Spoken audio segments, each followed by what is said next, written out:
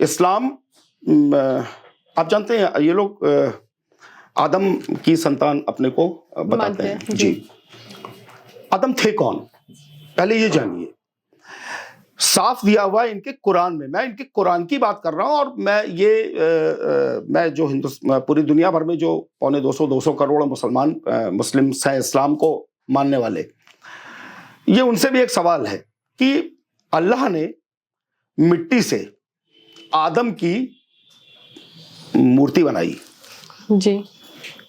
मूर्ति बनाई, किसने बनाया? अल्लाह ने।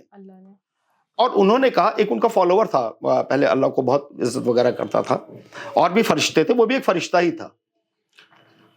मूर्ति बनाई, 40 दिन उसको सूखने दिया, उसके बाद कहा कि मैं इसमें रूह फूंकने जा रहा हूं।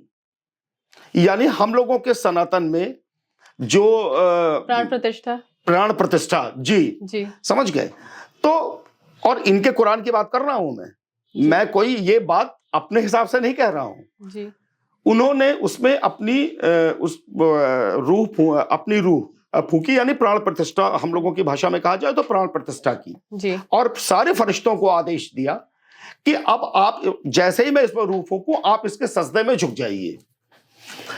सारे फरिश्ते झुक गए, एक फरिश्ते ने इसमें झुकने से इनकार कर दिया जी, जिसको इब्लिस कहा गया, और जिसके लिए खुद अल्लाह ने मैं कुरान की बात कर रहा हूं, अल्लाह ने कहा कि इसको मैं जहन्नुम की सजा दूंगा, इसको जहन्नुम की सजा दूंगा। और ये इब्लिस है, हमारे आदेशों को ना मानने वाला जी। इब्लिस मतलब शैतान। तो एक बड़ा अहम सवाल मैं आपके पॉडकास्ट से, वैसे मैं किसी भी कोई कॉम्प्लिकेशन की बात नहीं कर रहा हूं, लेकिन एक सच्चाई है कि मेरा एक सवाल है उन 200 करोड़ पूरे दुनिया भर में फैले हुए बुत पर मतलब मूर्ति पूजा का विरोध करने वालों से जी।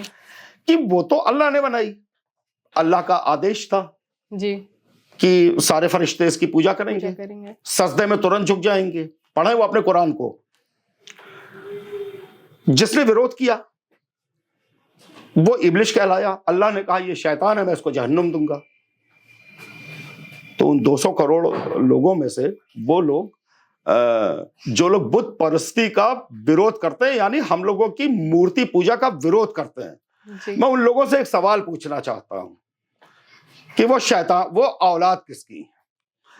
अल्लाह की औलाद वो हो नहीं सकते, क्योंकि उन्होंने अल्लाह की आदेशों का अपमान किया है। मैं उन्हीं के कुरान के हिसाब से बात कर रहा हूं। तो पहले तो वो ये डिसाइड कर लें कि वो औलाद किसकी है। वो अल्लाह की बात नहीं मान सकते हैं, तो फिर वो किसकी औलाद हैं?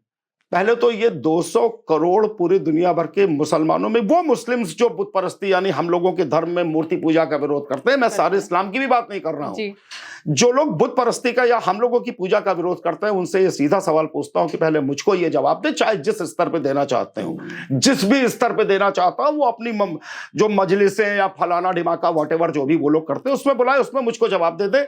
मैं दुनिया भर के सारे उन बुत परस्त ये प्राण प्रतिष्ठित हम लोगों की मूर्ति पूजा के विरोध करने वालों से पूछना चाहता हूं कि उनके अंदर डीएनए किसका है? अल्लाह का तो हो नहीं सकता। तो जो औलादे अल्लाह का, जो लोग अल्लाह का विरोध करने वालों की औलादे हैं, शैतान,